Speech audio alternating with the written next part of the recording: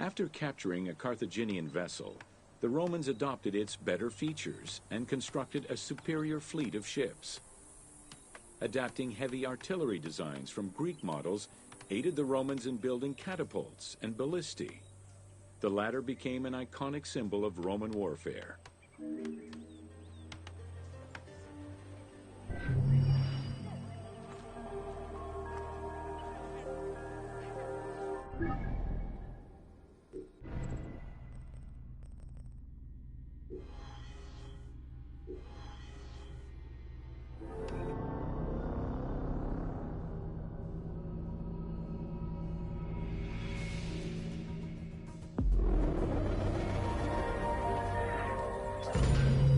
Welcome to Roman forts. The size of a Roman military camp, known as a castrum, varied significantly depending on how many soldiers it needed to accommodate. However, they all shared common characteristics in design and construction, such as this fort before you, located in Cape Chersonesos.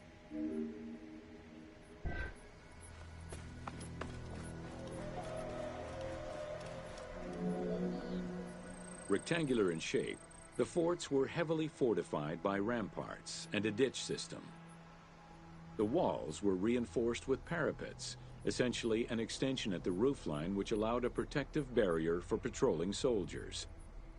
Depending on the availability of materials, some forts were built with stone, timbers, stacked turf, and particularly in the eastern part of the empire, baked brick.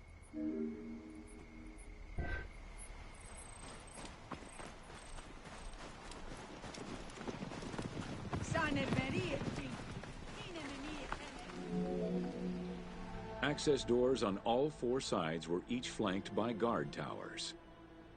The commanding officer was positioned in the middle of the camp, giving him a clear view of the troops and the main gate.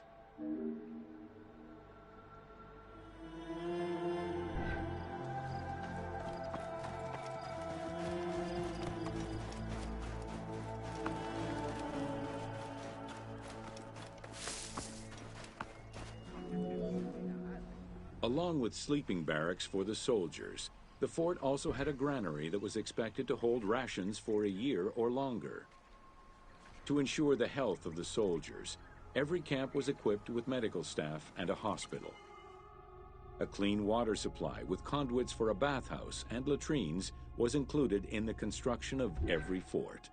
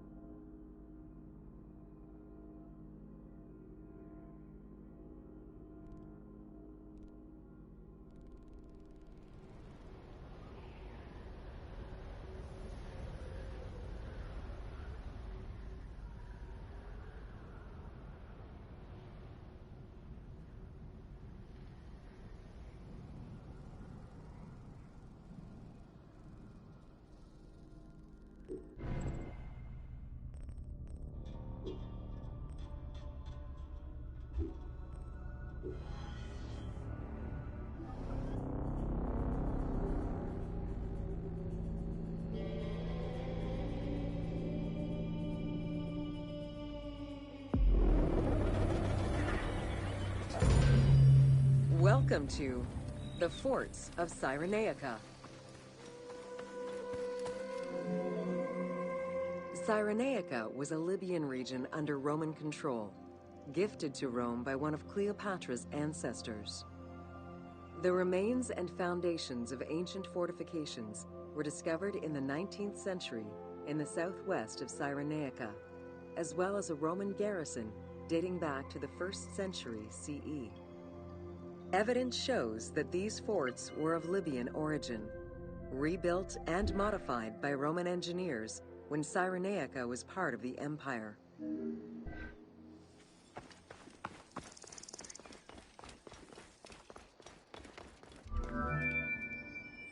Stone was the most commonly used material to build forts in Egypt and Cyrenaica. Though no real proof of a fortress similar to the one before you has been uncovered in that region, the team chose to add it as a worthy and awe-inspiring end-of-game challenge for the player.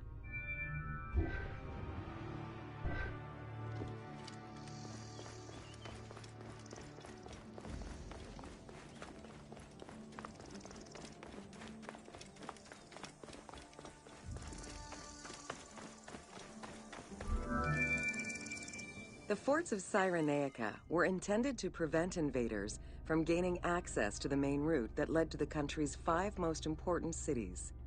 These forts were built close to coastal plains and deserts for added defense. 3 of these cities were recreated by the team: Balagrae, Apollonia, and Cyrene. Had it existed, the fort before you would have protected the road leading to Balagrae.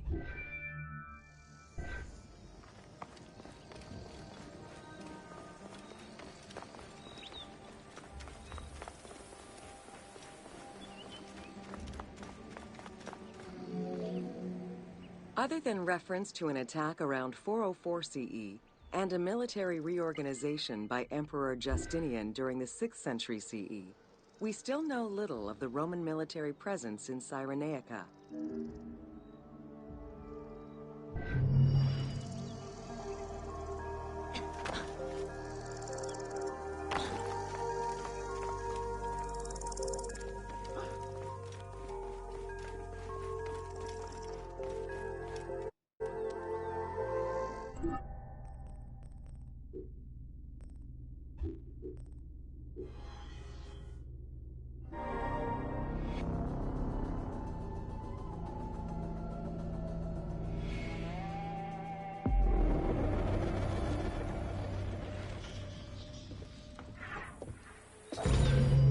Welcome to Roman Aqueducts. Water management was taken seriously by the Romans. Cyrenaica benefited greatly from Roman administration, with the construction of aqueducts and canals. The source of water varied depending on the location. Many aqueducts were built at the foot of the mountains, offering greater flow from the melting snow.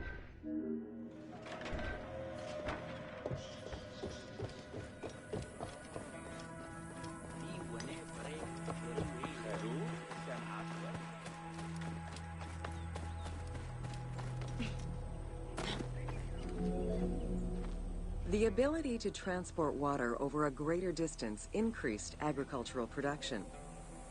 Some aqueducts were reported to be over 7 kilometers in length.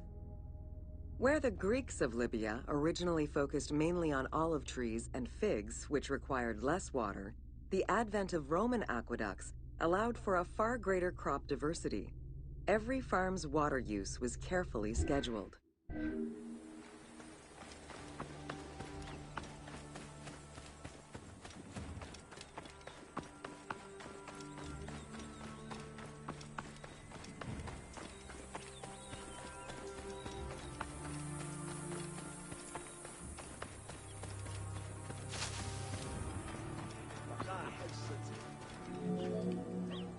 The engineering methods used to create aqueducts were constantly reviewed, with a clear focus on exploiting the local environment.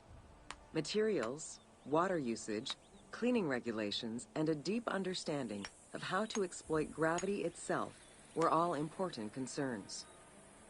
Several fortresses were built to protect the aqueducts, basins, and cisterns.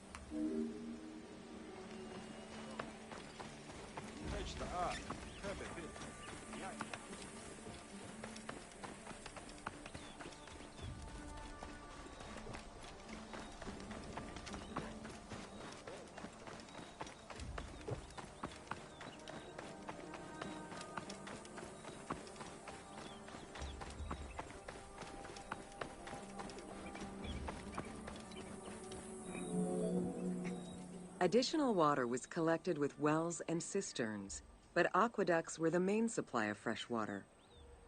The water was distributed based on the collective needs of the city, before the private needs of an individual.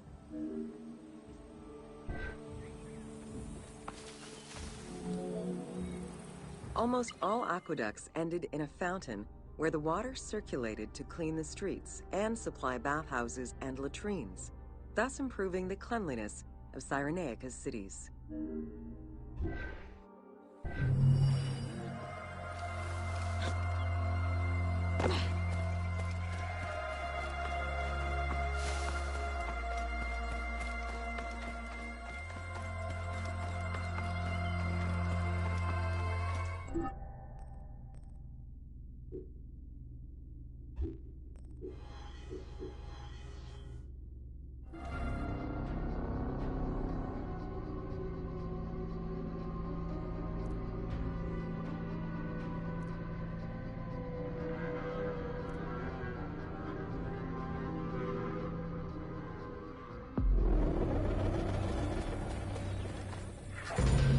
Welcome to Crucifixion.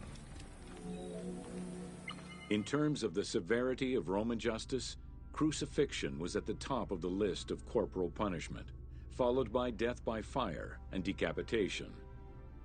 The upper class considered crucifixion unworthy of their position. Those lucky enough to have Roman citizenship were also exempt from such treatment.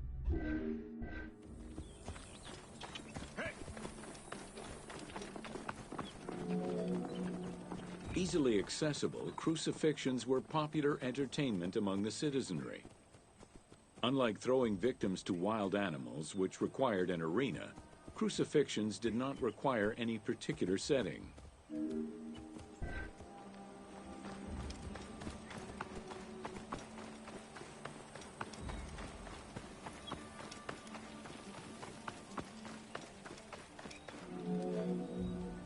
Those subjected to almost always slaves, traitors, and lower classes.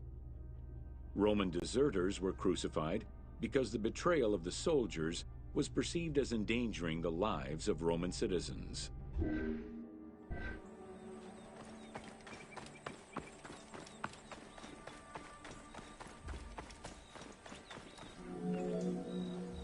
In 71 BCE, a major slave uprising in Italia was repressed by the Roman army. This resulted in the crucifixion of 6,000 men, including their leader, a slave and former gladiator known as Spartacus.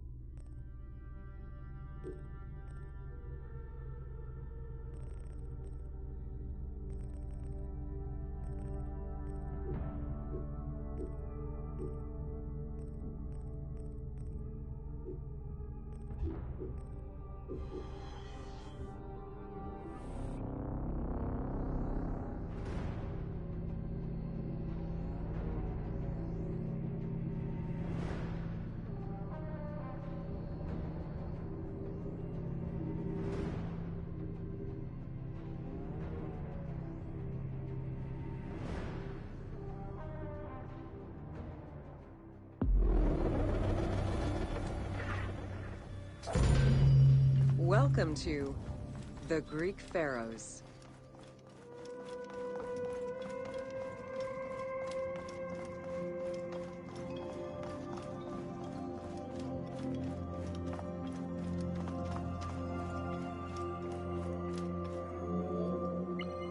Pharaohs were considered divine incarnations of the gods. As an avatar of the gods living on Earth, the pharaoh's role was to preserve fundamental values and universal harmony by removing chaos, Izvet, and ensure that justice, Mot, prevailed. The pharaoh, by divine ancestry and through multiple offerings, was the bond that unites the world of men to the world of the gods,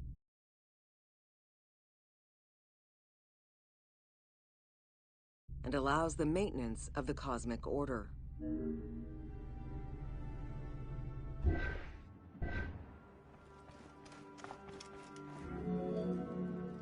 The Ptolemaic dynasty reigned over Egypt from 305 BCE to 30 BCE.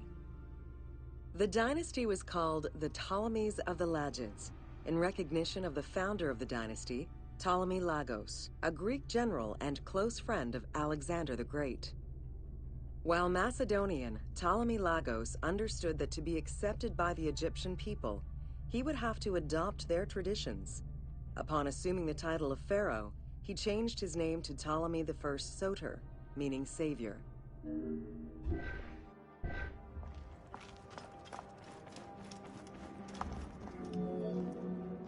Born in 356 BCE, Alexander the Great went through a hasty education in the affairs of the kingdom before integrating into the Macedonian army, where he quickly rose through the ranks.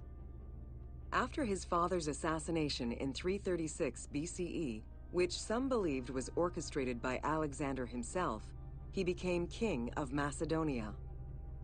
Ruler of a unified kingdom and leader of a large army, Alexander set his sights on conquest. Eager to reclaim the Greek cities of Asia Minor, he took on the Persian forces, earning victory after victory.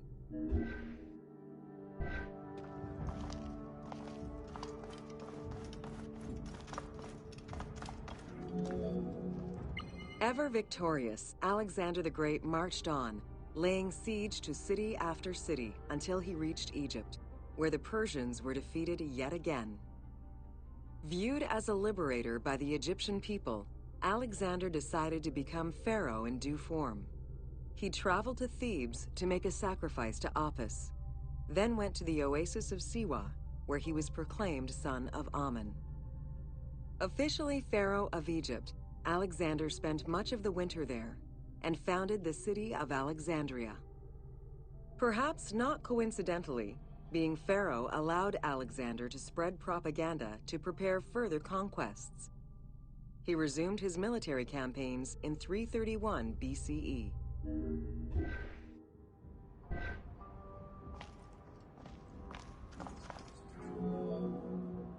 On his deathbed in 323 BCE, Alexander the Great gifted the satrapy of Egypt to Ptolemy Lagos. Perfectly aware of the value of Egypt, Ptolemy ensured not only the stability of the country's borders, but also its economic and military development. At the same time, he worked with the Egyptian elite to maintain the internal order of the country. By 305 BCE, Ptolemy, well respected both in Egypt and in the Mediterranean, was at the head of the largest fleet of the Hellenistic world. Ptolemy officially took the title of Pharaoh of Egypt in January 304 BCE, on the anniversary of Alexander the Great's death.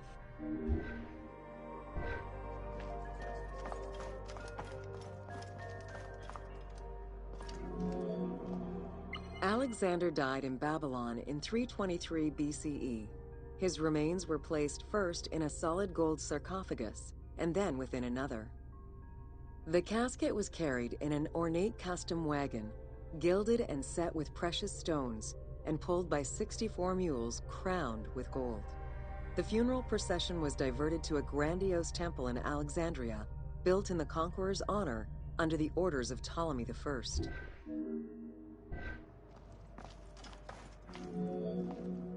Julius Caesar visited Alexander's tomb at the capture of Alexandria, and the Roman Emperor Augustus reportedly placed flowers there.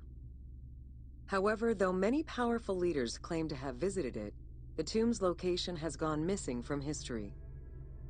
Some accounts do state that the golden coffin was replaced by a glass sarcophagus, probably by Ptolemy X.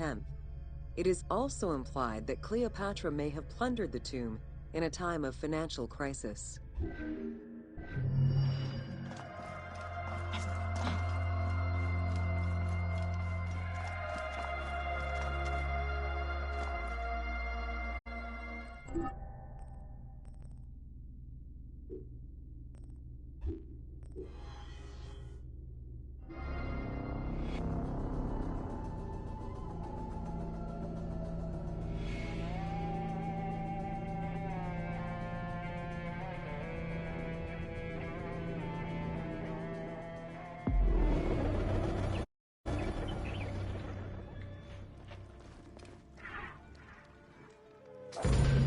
Welcome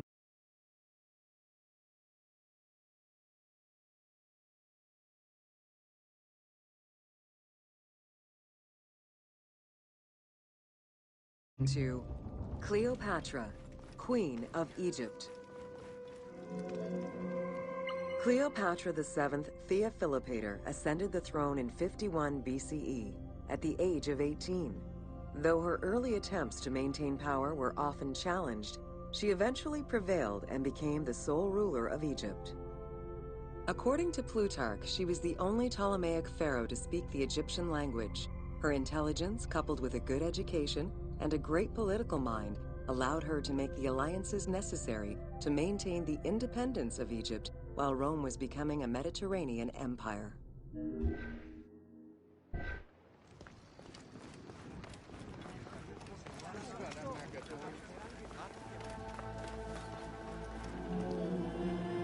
It is important to understand that Cleopatra's knowledge of Egyptian language and keen understanding of the culture allowed her to make powerful ideological referents that resonated with ancient Egyptians.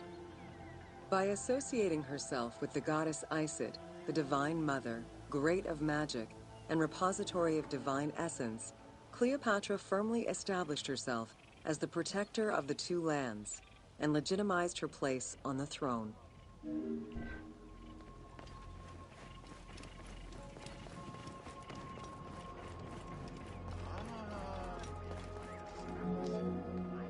Upon his death in 51 BCE, Ptolemy XII Aulus bequeathed his kingdom to his daughter and eldest son, Cleopatra VII and Ptolemy XIII. As was custom, the siblings were married. The new pharaoh was 10 years old, his sister wife 17. The early years of their reign were not easy. Between 50 and 48 BCE, droughts and floods aggravated Egypt's problems. General Achillas and the royal advisor Pothinos kept intervening in the young ruler's political decisions, and eventually colluded to turn Ptolemy XIII against Cleopatra. By 48 BCE, Cleopatra was in exile. During Cleopatra's exile, the Roman Empire was not without its own internal conflict. Caesar and Pompey were at war with one another, and after his defeat in 48 BCE, Pompey fled to Alexandria in the hope of finding refuge. This turned out to be an unwise decision. Listening to his advisors, Ptolemy XIII elected to have Pompey assassinated, his head kept as a gift, in the hopes of acquiring Caesar's favor. This gambit backfired. Instead of earning approval, the murder of a Roman greatly angered Caesar.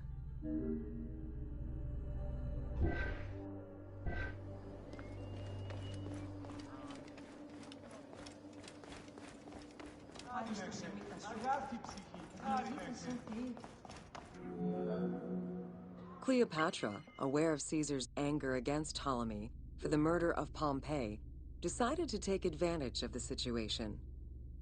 She returned to Egypt in secret, hoping to establish an alliance with one of the most powerful men of the time.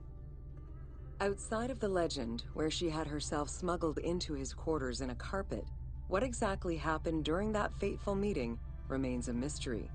However, Caesar seemed to see a better ruler for Egypt in Cleopatra than in her young and too easily influenced brother.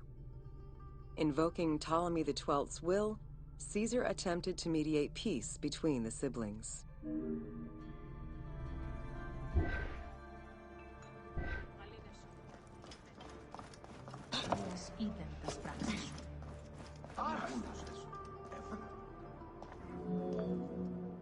Ptolemy XIII was enraged by the turn of events, and his advisors were none too happy to see Cleopatra return. By General Achillas and Pothinos, the young pharaoh plotted against Caesar and Cleopatra, resulting in the siege of Alexandria in 47 BCE. It was in March 47 BCE that Caesar defeated Ptolemy XIII's forces. The young pharaoh drowned in the Nile after having fled the battlefield. With her opponents dead or powerless, Cleopatra married her other much younger brother, Ptolemy XIV, and finally claimed the throne of Egypt for good. The end of the Alexandrian War also cemented the romantic and political alliance between Cleopatra and Caesar.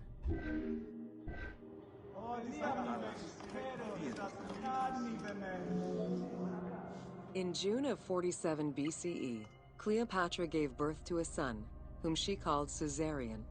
Caesar did not accept the boy as his heir, choosing instead his nephew Octavian.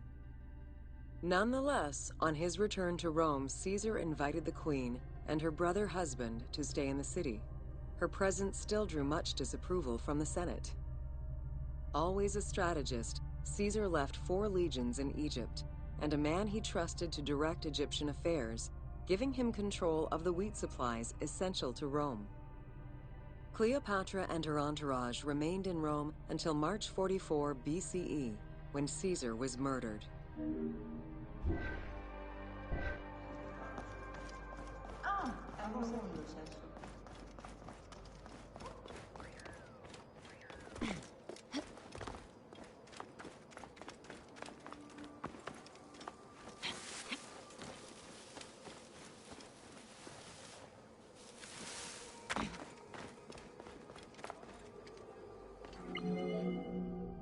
Caesar's most faithful ally, Mark Antony, often visited the Queen of Egypt during his stay in Rome. Unlike most, he recognized the legitimacy of Caesarion, the natural son of Caesar. Antony knew he would need the riches of Egypt in order to fight Octavian and claim the Roman Empire. Cleopatra, in return, saw a powerful ally. In the winter of 41 BCE, she arranged a sumptuous tour of Egypt by boat to show Antony the wealth of her country and the power she held as its ruler. A romantic and political relationship followed. The Roman Senate was once again most displeased. To calm spirits in Rome, Antony married Octavia, sister of Octavian.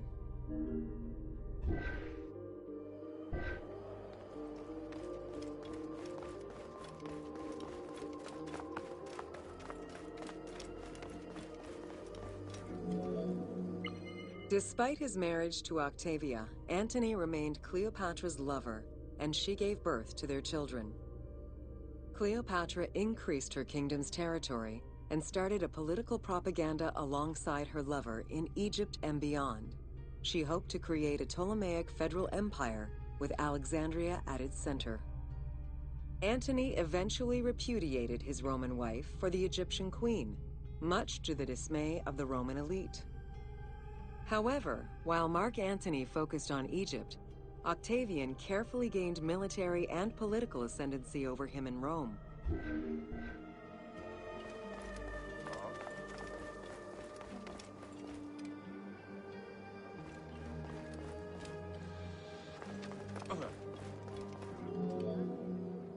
Octavian managed his own propaganda campaign and succeeded. The Roman people hated Mark Antony and Cleopatra. To avoid the censure still inherent in attacking a fellow Roman, Octavian simply declared war against Egypt. Rome's power still reigned supreme. The powerful Egyptian fleet, led by Cleopatra as well as Mark Antony's forces, were defeated in 31 BCE in Actium. Octavian arrived in Egypt in 30 BCE to formalize his victory.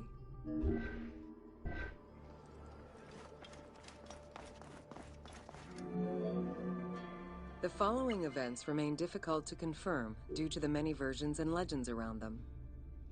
It is believed that after hearing a rumor about Cleopatra's suicide, Mark Antony committed suicide himself. He was brought to the queen as he slowly passed away. Knowing that Octavian would have her chained and paraded through Rome in defeat, Cleopatra planned her own suicide. She most likely killed herself with arsenic, though admittedly, the version where she uses an asp to deliver a fatal bite may be considered more dramatic. What happened to the body of Cleopatra is still a mystery.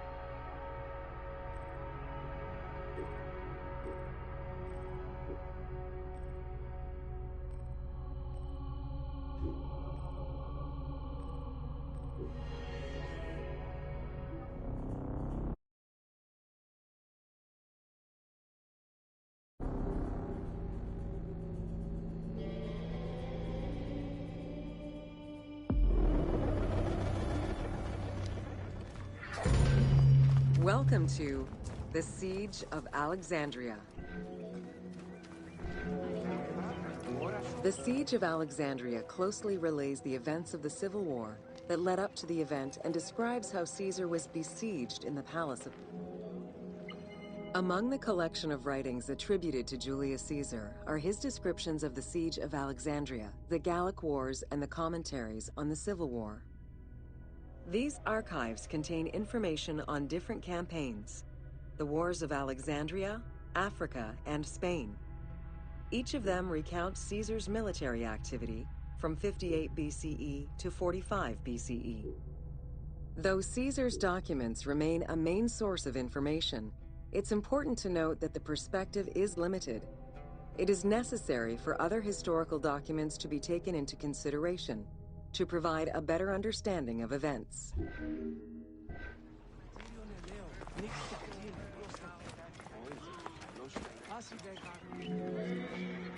In the events leading up to the Siege of Alexandria, Cleopatra VII and her brother were fighting over control of Egypt. Young King Ptolemy XIII's regent, Pothinus, had firm control over the young pharaoh, and an outmaneuvered Cleopatra soon went into hiding.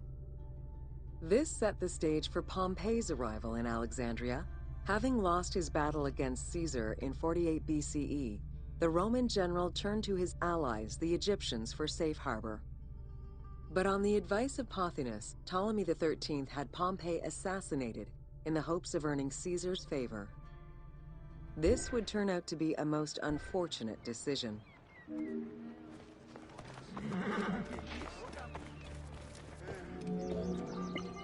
Upon his arrival in Alexandria, Caesar was presented with Pompey's head. The sight of a Roman murdered by Egyptians did not sit well with him. Caesar made his displeasure clear, ordering the return of Cleopatra, and for the siblings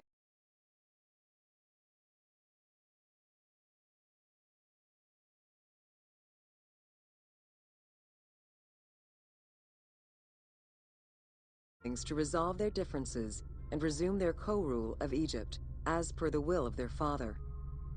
Neither Pothinus nor Ptolemy XIII wished to accede to this demand.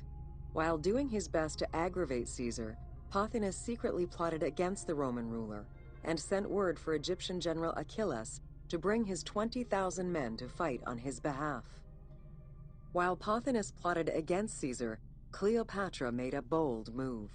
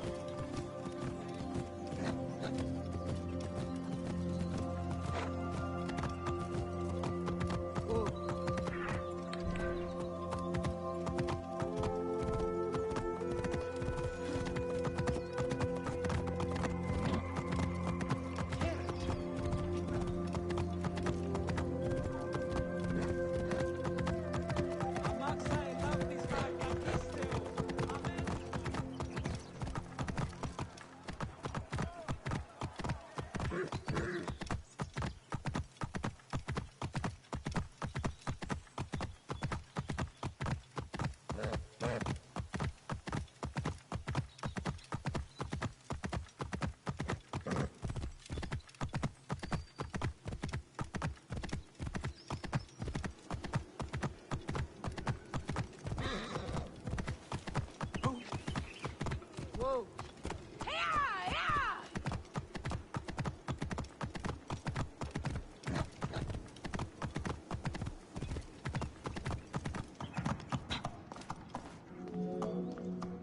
There are various descriptions of the encounter between Caesar and Cleopatra. One report states that she snuck into the palace alone at night. Another account claims she was accompanied by an ally and was brought inside the palace wrapped in a carpet bag. Though exactly what happened at this fateful meeting is up for debate, what is known is that Cleopatra met with Caesar and earned his approval. Pothinus and Ptolemy XIII were most vexed with this turn of events.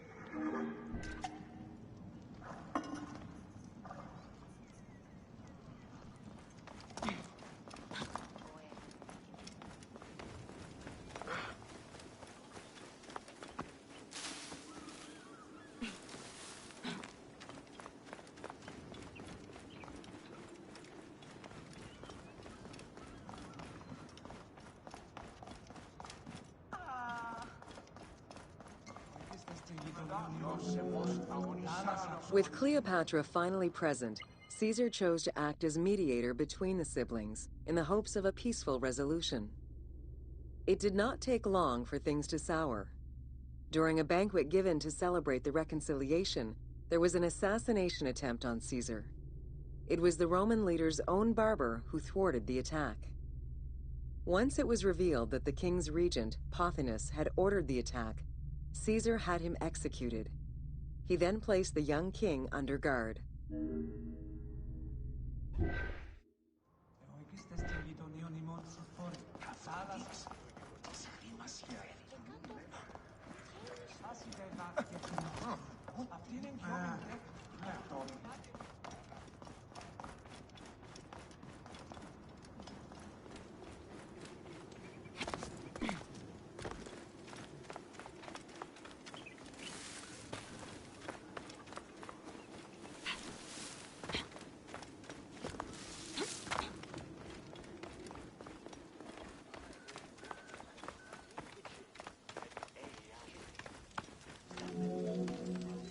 Caught within the palace with roughly 4,000 troops, and with the knowledge that the arrival of enemy forces was imminent, Caesar sent for help from Syria, Rhodes, and Cilicia. He ordered his men to dig a ditch around the palace and build a wall leading to the harbor. This would ensure Caesar's access to the sea.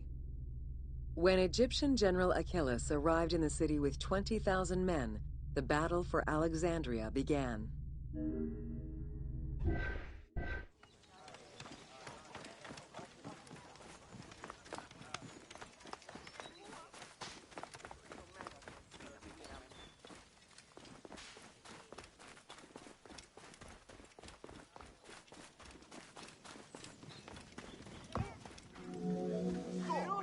With so few men at his disposal, Caesar could not risk a battle just yet.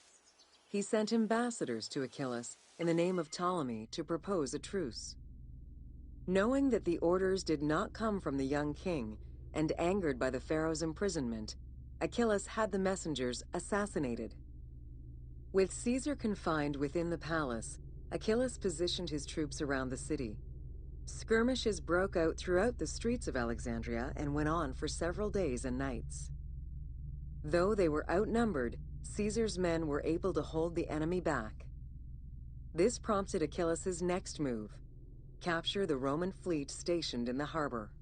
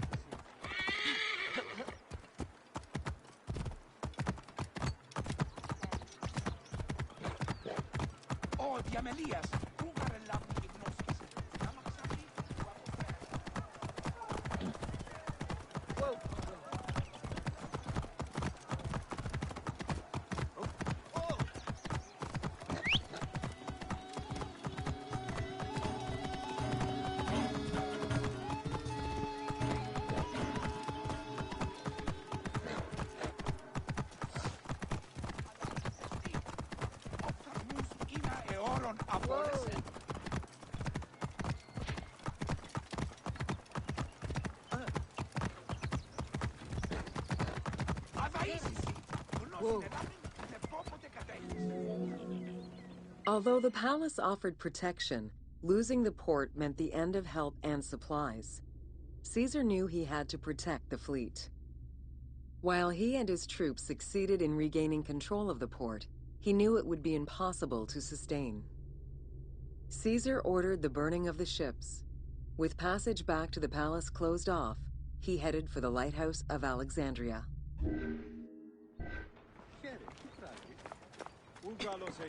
Whoa!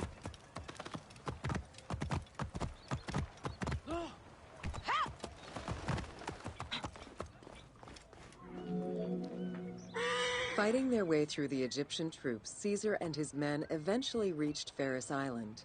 There, they took refuge within the lighthouse. With easy access to the open sea, Caesar was able to send messages to his allies requesting reinforcements and more supplies. The island fort also allowed him to control access to the harbor by relying on the chains used by the Egyptians to control ship traffic to and from Alexandria's docks.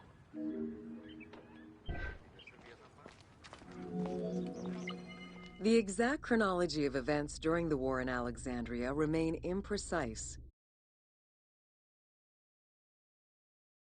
Conflicting accounts raise questions as to when, and even if, the Great Library of Alexandria was burned down at all. One account states that during the fighting, docks and warehouses were burned, and this was the fire that spread to the library. In another account, when Achillas cut off the harbor, Caesar had to leave the safety of the palace to defend his ships. As the enemies battled across the port, their arsenals set ships ablaze, and this destruction spread to the library.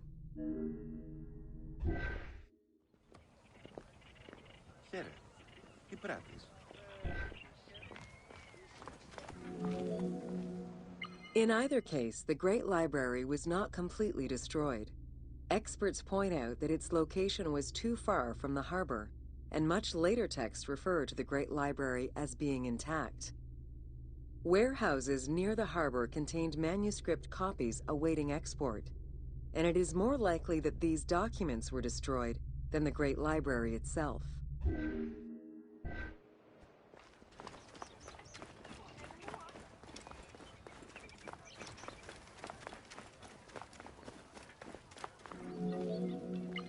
The destruction of the Great Library may have been due to a number of fires over the ages. Its end was probably closer to the 4th century CE, when the Christian emperor Theodosius I ordered the closure of all pagan temples. While some documents survived after being moved away, it remains unclear just what knowledge may have been lost.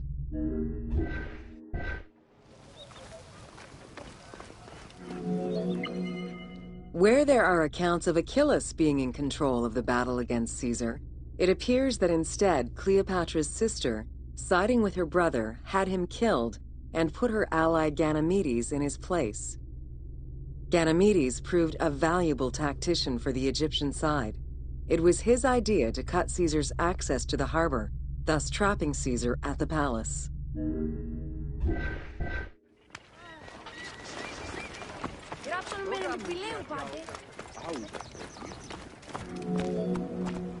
During the time of Ptolemy I, canals had been dug throughout Alexandria to provide fresh water.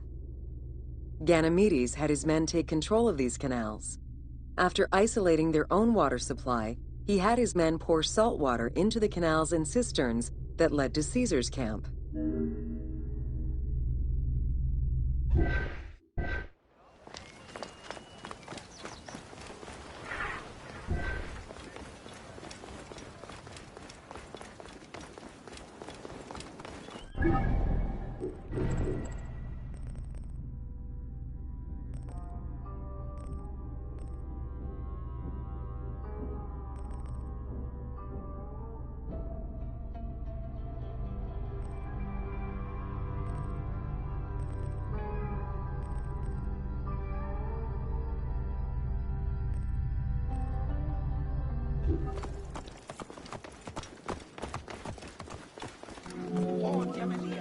Panic erupted in Caesar's men.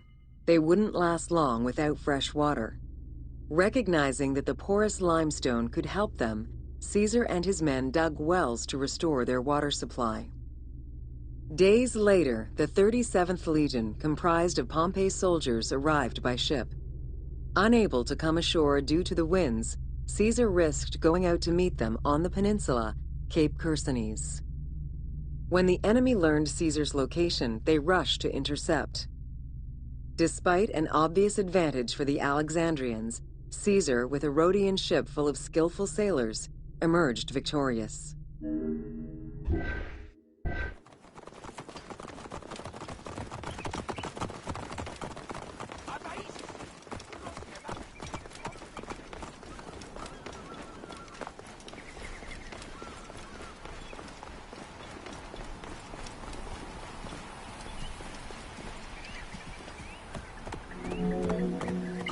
With help from the Allied ships, Caesar's victory enabled him to push the Egyptians back and secure the lighthouse. Gaining control of Pharos Island sent the Alexandrians into the sea and swimming back to the city. However, Caesar's fortification of the island didn't last long. The enemy regrouped and were set to storm the island. Panic-stricken, in spite of Caesar's encouragement, many of his men then fled their posts, either by ship or jumping into the sea. Oh, Diamelias, ugar el lavni Ignoskis, Dinamaxandi, tu apoferi.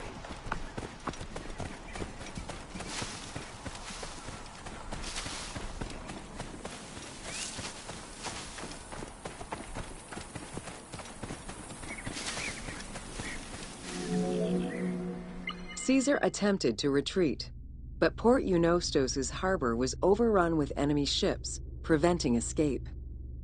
Reportedly, Caesar gathered his papers and leapt overboard in an attempt to swim to an Allied ship farther out. Historian Cassius Dio claimed that Caesar would have drowned if he hadn't been able to remove his purple garment. Still, he managed to swim the distance and survive. The Alexandrians recovered the cloak and used it as a trophy to commemorate the Roman debacle.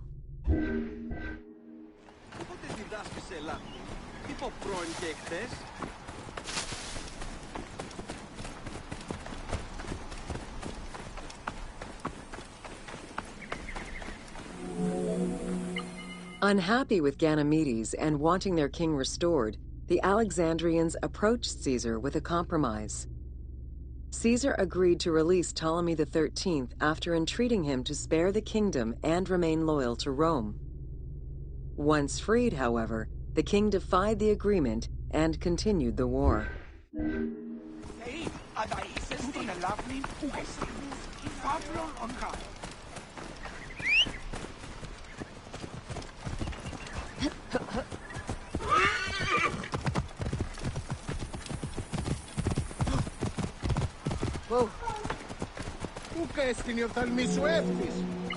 By this time, a faithful ally of Caesar's, Mithridates, arrived in Egypt, clashing with Ptolemy's troops at Pelusium. Outnumbering the enemy, Mithridates secured the region between Pelusium and Alexandria. Ptolemy, warned of Caesar's ally marching on Alexandria, sent his troops to prevent passage over the river.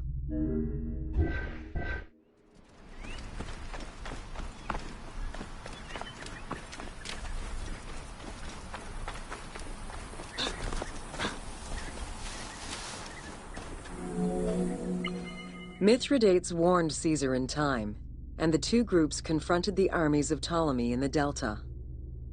In the Battle of the Nile, the Romans gained the upper hand, sending the Egyptians fleeing. In the tumult and panic, King Ptolemy XIII drowned in the Nile.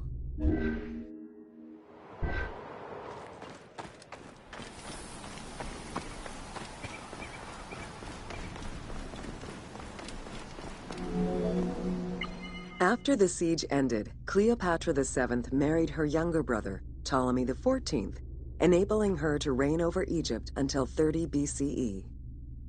Under her rule, Alexandria settled into its position within the Roman Empire, and eventually surpassed Athens as one of the most important cities in the Roman Empire.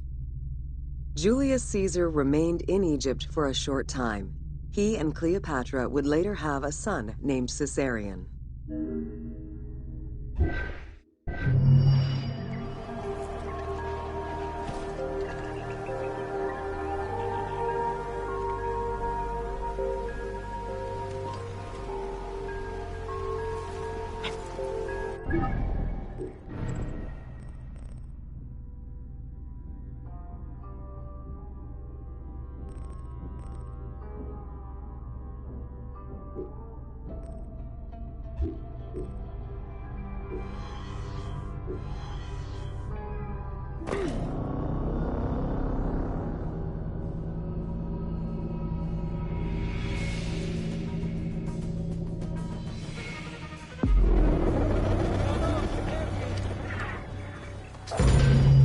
Welcome to Introduction to After conquering Egypt in 331 BCE, Alexander the Great decided to build a new city, which, as per his habit, he named after himself.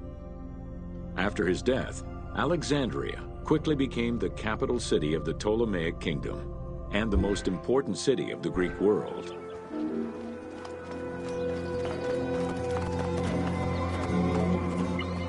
The city was built between the Mediterranean Sea and Lake Mareotis, which resulted in Alexandria becoming a crucial cultural hub and trading center.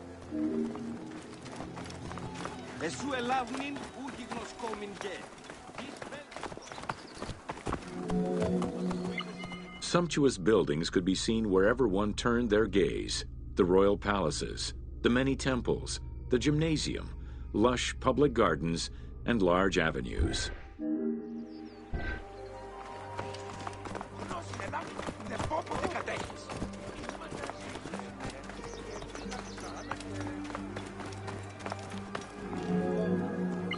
With its incomparable beauty and advantageous geographic location, Alexandria attracted foreigners, intellectuals, and traders. One of the most cosmopolitan cities of the ancient world, Alexandria supplanted even Athens as the most important Greek city in history.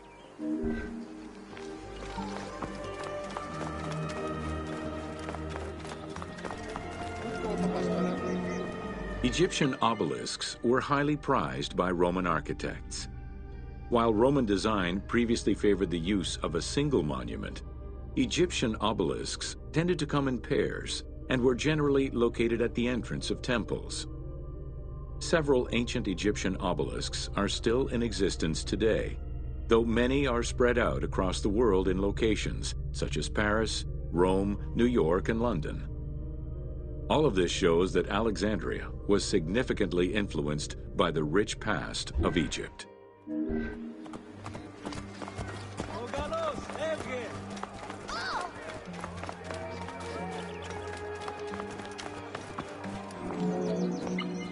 Alexandria had several main streets.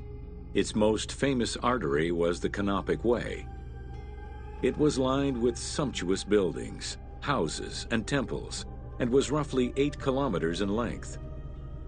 This street was one of the most important shipping entrances to Alexandria and often hosted processions and festivals.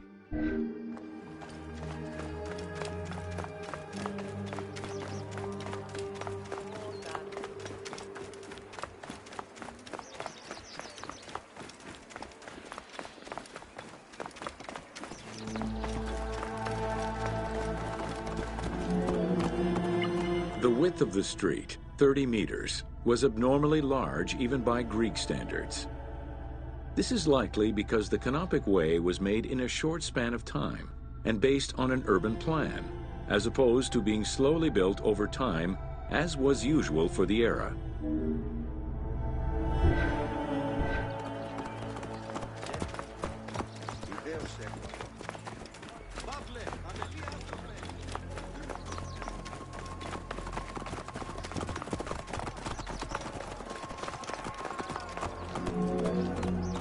The Canopic Way originated in the western cemeteries, skirted the gymnasium, and then exited the city to head east through massive doorways towards Canopus.